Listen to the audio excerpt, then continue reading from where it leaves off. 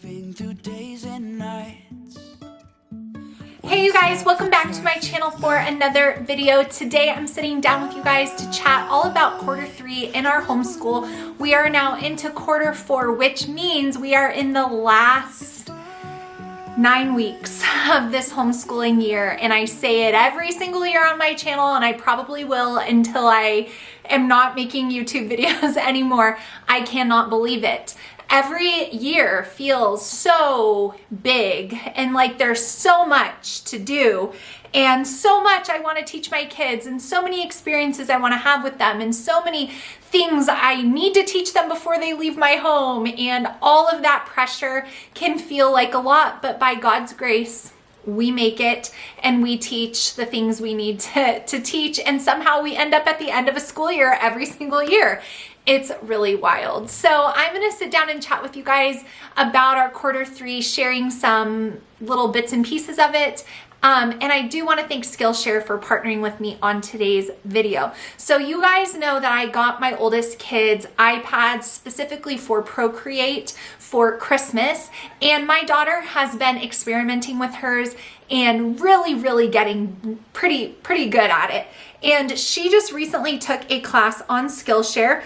This is actually a Skillshare staff pick, and I'll just show you guys really quick so you can see what it looks like. The instructor's name, or the teacher's name, is Christina Holtkrantz, and she is a designer, and this class is called Let's Illustrate Scenes in Procreate for Surface Designers. So these are like creating scenes. So like a floral scene, a Christmas scene, kind of like the background of something that you would put on there. And she had her class broke up into about 8 lessons.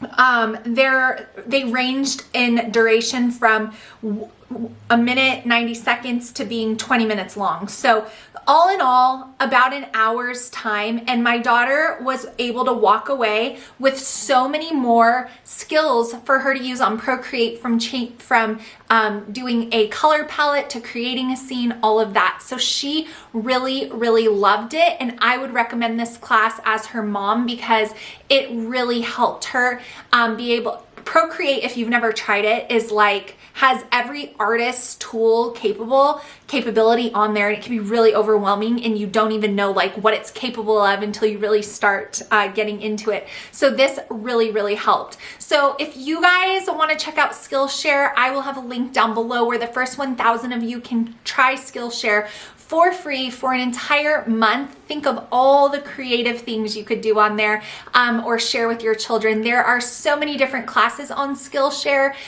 for anyone, for the business professional, the social media content creator, the photographer, the Etsy store owner, the illustrator, the Procreate designer, like art, photography, animation, film, lifestyle, plant care, self-care, journaling.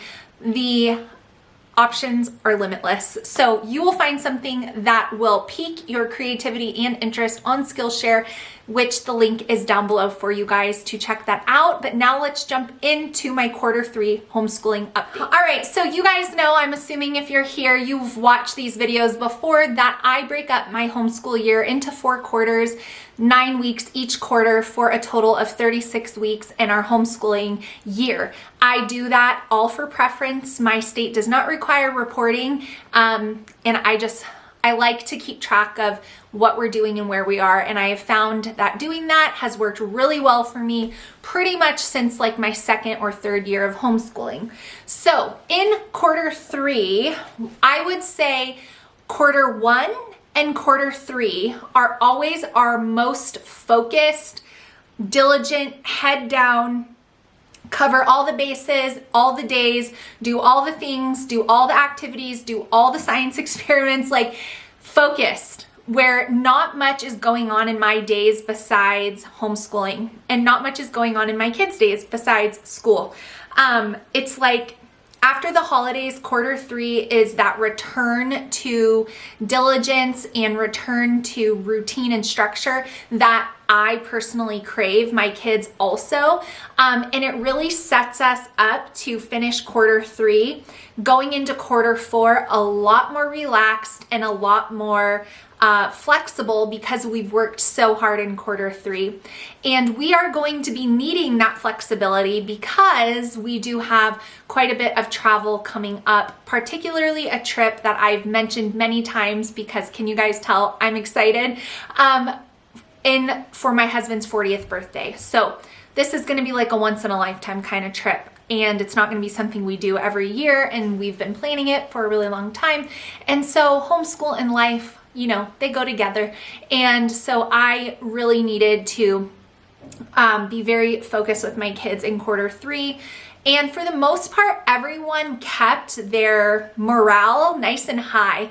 I really didn't experience the third quarter blues at all in the month of February, which is usually when that happens to me. But it didn't this year. However, I will say in early March, I think it was because that's usually when spring starts to feel like it's here, which the day that I am filming this, you guys, is an absolutely beautiful day outside. 70 with a breeze, the sun is shining. I'm about to go sit out in my backyard once I'm done filming this video. But we were all just ready to be able to get outside and enjoy, and it was taking so much longer. So I think it was just more like we needed the sunshine and we were getting a little stir crazy. And so, yeah, I did well throughout February, but I did start to feel that kind of lull that happens pretty much every year. Like I said, people always ask me how I get through it. So what I do is I prioritize getting outside when the sun is shining. So that's number one.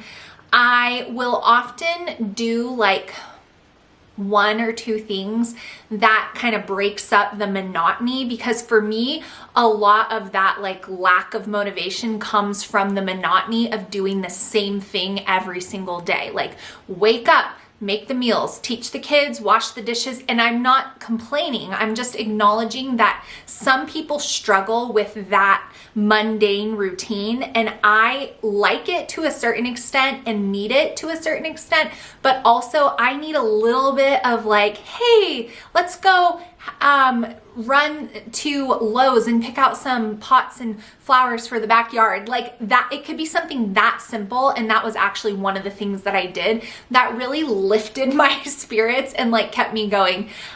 We did a movie trip to in the afternoon on a school day, like things like that. We went on a lot of afternoon family walks, just things to break up the, you know, where it just feels like one day is melding into the next, because that is when I start to mentally struggle. My kids were okay for the most part. I will say quarter three was kind of like a difficult quarter as far as parenting goes with some specific kids, and I will never ever talk about specifics, but I share that only to say that even if you've been homeschooling for a really long time, which I have, and you've got a pretty good handle on things, which thank you, Lord, I feel that I do, you will still have difficult seasons. Your kids will just randomly, it's like out of nowhere, everything is fine, and then all of a sudden it's like, we're struggling with this again, and you've been doing this since you were 7 years old. How are you acting like this? And it can be so frustrating, and I don't have any tips, tricks, other than discipline, consistency, and prayer. That's it. But it was, and still is, been a difficult mom season. Just, it's a lot. So anyways, now let's talk about some of the things that we did in quarter three. So if you guys follow on Instagram, you definitely saw this, but my daughter, my oldest daughter, who is in the 10th grade, who is using BJU Press biology for high school, has been into her dissections. So the kit that I buy is sold from BJU. It is separate from the curriculum. So if you want your child to be able to have a high school biology course with a lab, then that is what you need to get. Now, I'm sure that there are people out there who have done it differently and like done their own dissections and all of that, but I just want her to have that all facilitated by BJU. And so I purchased the lab kit. It is expensive, but you're getting like 5 dead animals and all the tools to cut them up. And then you get your course. So they started off with a worm, then they went into a crayfish, crawfish, same thing, I think. Then they went into a grasshopper, then they did a fish, and the last one is a rat. So 5 dissections in quarter 3. All of those were in quarter 3. My husband, who has his degree in biology, was laughing because he has the college lab experience, and he was like, I never thought in my wildest dreams that our daughter would be conducting dissections on our kitchen counter. We laid down black trash bags just in case anything, went anywhere, and they were all done in the kitchen with the exception of the fish, because I have a strong aversion to fish. And some of you might be laughing, but no, it's real. And so she had to do that one in the backyard. So the dissections she has absolutely loved. She will tell you at her age of 16 now, by the time you guys are seeing this, that biology has been her favorite class she's ever taken. So I highly, highly recommend BJU for high school science, if nothing else. Like, it is top notch. It is, how sometimes you might think like, oh, well, I want my kids to really get like solid academics and the high school experience, and some of those things you think about that you did, that maybe like, how am I BJU? I'm telling you guys, it is so good. So she did that. Along the lines of science, my younger 2 kids and I finished up Simple Machines in Motion from The Good and the Beautiful. They loved it. We finished with a solar robot build, which was a lot more challenging than I thought. So but they ended up working, and it was really cool for them to be able to see like, oh, those are the gears, Mom, look at how they're moving. And it was like the whole unit came together for them with building that robot. It was really fun. I really recommend that unit. And then we moved on into health in the human body. Fun fact, I think I shared this on Instagram too, that Health in the Human Body was the first product from The Good and the Beautiful I ever tried, and it's obviously been revised since that time, and so we're doing the new version, and my kids are older and they don't even remember doing that unit. So that's been really cool, because with my background in health and nutrition and personal training, this is an area that I can also speak from like my own knowledge and experience, and so it's really fun for me to teach that. So that is probably going to be our last science unit for this year, which will bring us to a total of 5 The Good and the Beautiful science units that we completed this year. So I'm thinking that will be the case. Maybe 6, I don't know, we'll see how quickly we get through it, but that is the one that we started on. Our family read aloud has been A Place to Hang the Moon. That book is a part of the book club that I offered to host for my kids and my friends this year. I can't recommend that book enough to you guys. If you have really any ages could enjoy this book. It's a very well written but easy to read, wonderful story. It is historical fiction. We haven't finished it yet, so I can't give you like the ending, but so far it's very accurate on what it's describing, and it randomly tied together with the last few episodes of All Creatures Great and Small season 3, which is a family show that we watch. And so our book was like talking about some of the stuff that was going on. It's set in the same time period. So it's really cool how that like randomly came together. I didn't plan it, but I love that as a homeschooling mom. I was like, remember in that episode? And so it was really cool. So we've loved that book. I would highly recommend it. The next thing is that I wanted to touch on. I asked you guys also on Instagram for any questions about quarter 3. And anytime I do that, I also get like generic questions as if I were doing a Q&A. So I'm probably not going to ever ask for specific like quarter homeschooling questions, because it doesn't seem like everyone knows what I'm talking about, understandably.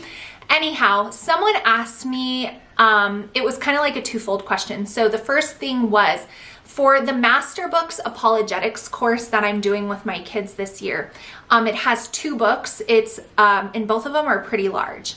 And technically, to finish the course, you're supposed to read both books. Someone said it is a lot.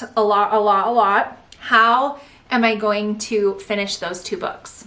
So let me tell you that course is amazing, but I did not want to rush through it because some of the stuff in there is new information to even me as a Christian for 17 years. So I can't imagine my kids being able to grasp it if it's like taking me reading it, rereading it, restating it, thinking about it. Like, it's high level stuff. And I just don't want to rush through it. I would way rather get through only the first book this school year. And if you guys know anything about me, you know my personality is not like, oh, willy-nilly. I very much start things and stop things. But I also know when the time is needed to just say, I'm only going to read one of the books this year, and we're going to read the second one next year, because I would way rather talk with you, make sure we really understand this, than rush through this for the sake of checking all the boxes on the curriculum. Like, that is pointless. My point in doing apologetics is to actually equip my kids with that information, and they can't use it if they don't understand it, because it is too fast and too much reading all at one time. So I'm telling you that you have full permission to not finish that full course this year. I really truly think that we will be in the middle of the second book by the end of the school year. We will not finish both books, and that's okay with me, because we have talked, we discuss, like, we dig in, because that is the point of apologetics. So we will not finish that entire course the way it's written in 1 year. We won't. And there's very few things that I'm trying to think of if there's even any other curriculum where I've done that. I honestly don't think so. So there's a first for everything. See, in your homeschool, almost 10 years in, there's still a first for everything, and that is one of them. So also, to kind of go with that, someone asked me, what do I do when I get behind? So behind is obviously like, behind why? I mean, if you have state regulations that you do have to follow, then I understand feeling behind.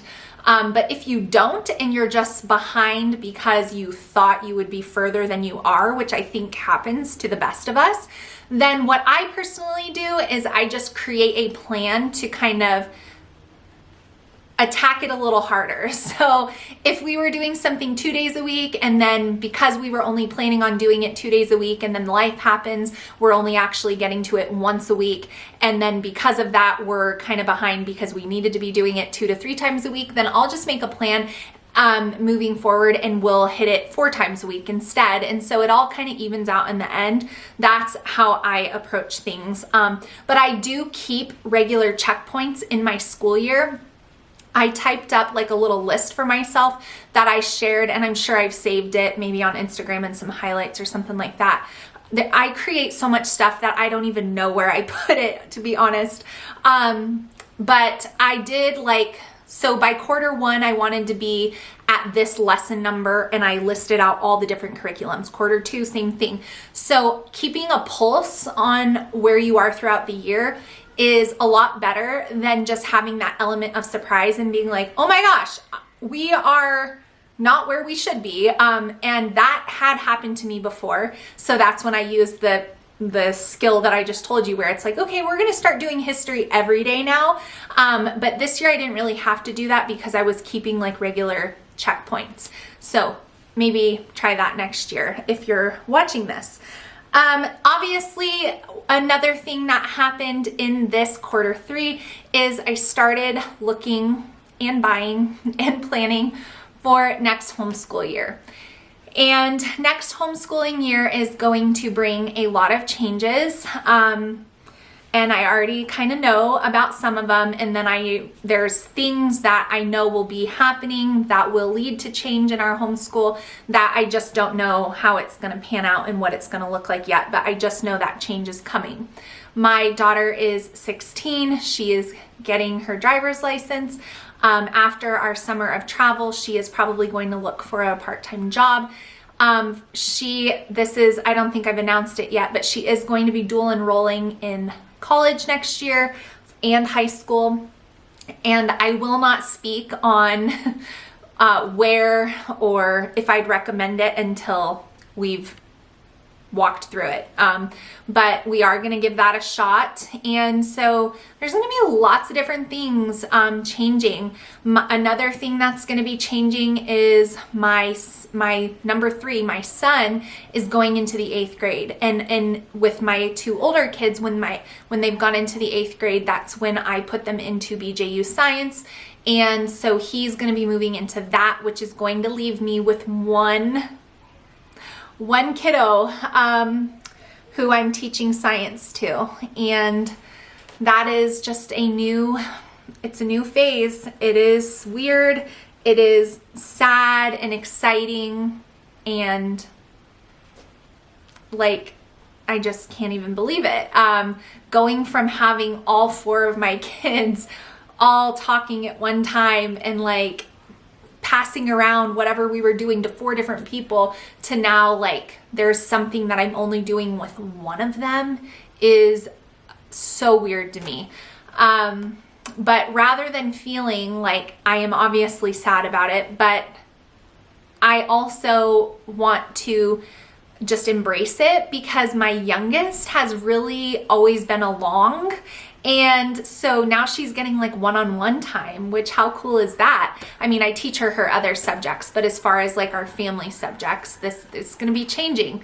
So all of that will be coming obviously in videos to come. We still have to finish up this year, but I have purchased, I'm looking at it, the majority of my curriculum for next year, and I will be sharing those videos here on my channel in May by grade level. So we will have 11th grade, 10th grade, 8th grade, and 6th grade, and then family subjects. So there'll be 5 videos all on curriculum in May. If you're a member, we're gonna unbox it live together at the end of April.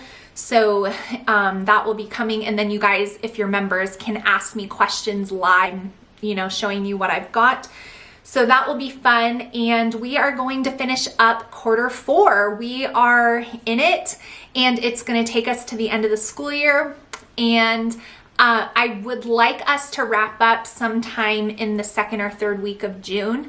We will see if that is feasible. If we need to go all the way until the beginning of July, that's fine with me because we are going to be gone for a large portion of a month in the spring. So we shall see, but we are almost there. It is almost the finish line of another year. So blessed, so thankful to be able to homeschool my children, to have the freedom to do so, to see them growing and maturing, and see some of the fruit of the work, while also being humbly reminded that I'm not done yet. I'm not done. I am not done, and I have to keep parenting.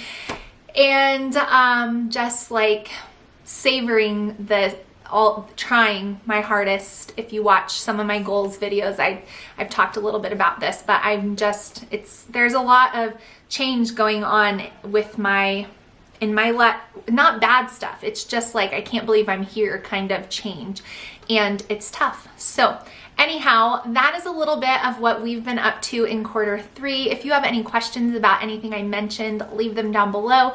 Make sure you guys check out Skillshare. That Procreate class is probably the best one she's ever done. So I will put a direct link to it in the description box for you guys. And I hope you're doing well. And if you are in the thick of 3rd quarter blues, just remember, keep going, keep persevering, keep enduring, and you will make it. You will get through. And if you need to take an afternoon to Lowe's, that's never a bad idea either. So thank you guys so much for watching and being here and seeing me through my homeschooling journey. I get super emotional thinking about that.